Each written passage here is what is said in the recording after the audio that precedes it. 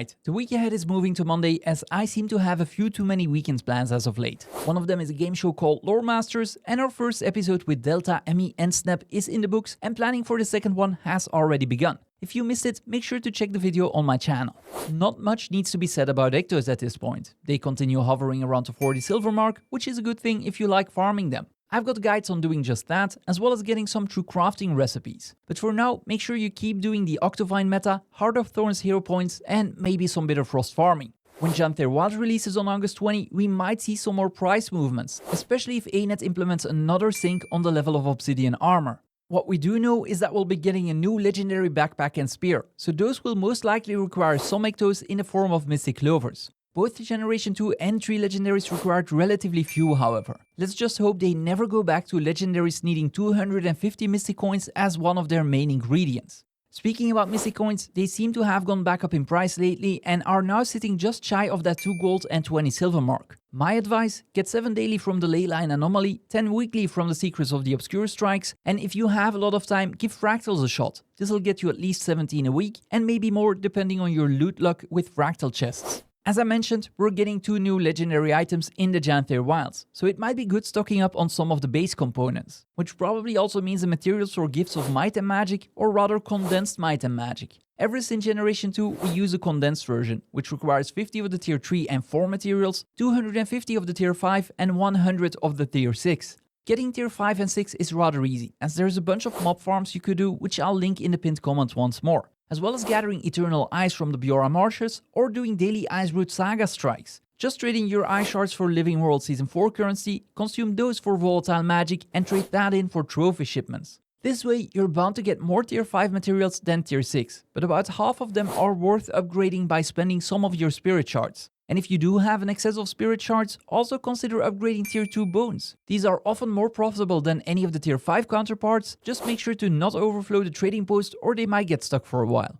Now, unless ArenaNet changes course, we should also be getting new relics on August 20. All previous ones either required charms or symbols, as well as a ton of lucent modes. You can get these by salvaging sigils found in weapons or runes in armor, and their rarity will impact your odds of getting one, as well as how many modes you get on average. This makes it ever so important to salvage your gear with the right kits. I have a full in-depth guide on this, but in general, make sure you use a copper fet or basic salvage kit on blue gear, because those don't contain any upgrade, a runecrafter salvage-o-matic on green gear, and a silver fet or master and mystic salvage kit on yellow gear. If you have the rune or sigil directly in your inventory, however, then the kit quality doesn't matter anymore and you should be using the cheapest option, which is a copper fet salvage-o-matic or a basic salvage kit. Now, something entirely different but definitely worth mentioning is the current price of vintage Black Lion weapon boxes. You can get these with tickets you get from completing other Black Lion skin sets, and most will give you 7, although some legacy sets will only give you 5. Data Wars has a great page that helps tracking how much a ticket costs you by unlocking any of these sets. Right now, a vintage box sells anywhere from 42 to 55 gold, and you can unlock multiple sets for less gold, even sometimes when instantly buying all 16 skins. The new Kaineng set is such an example, but if you buy order some of the other set's more expensive weapons, you'll also at least break even, if not turn a profit. So this is a pretty great way to unlock skins for your own account for free. If this all sounds confusing to you, just go check out my guide in the pinned comment.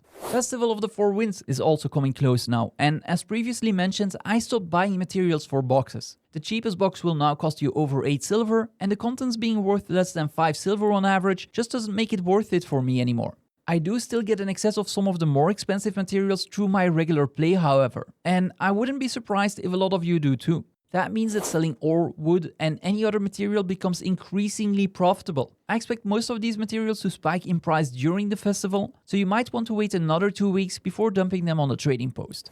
Quartz crystal is one of the byproducts of this festival and is currently listing near its 1-year high price. Most of us need 25 a day to get our daily charged quartz crystal, so only buy the ones you need for now. During the festival, the price more often than not plummets, as people will be getting more than they can store and tend to dump them. So if you have an overabundance of them right now, you might want to think about selling some of them and buying them back during the festival.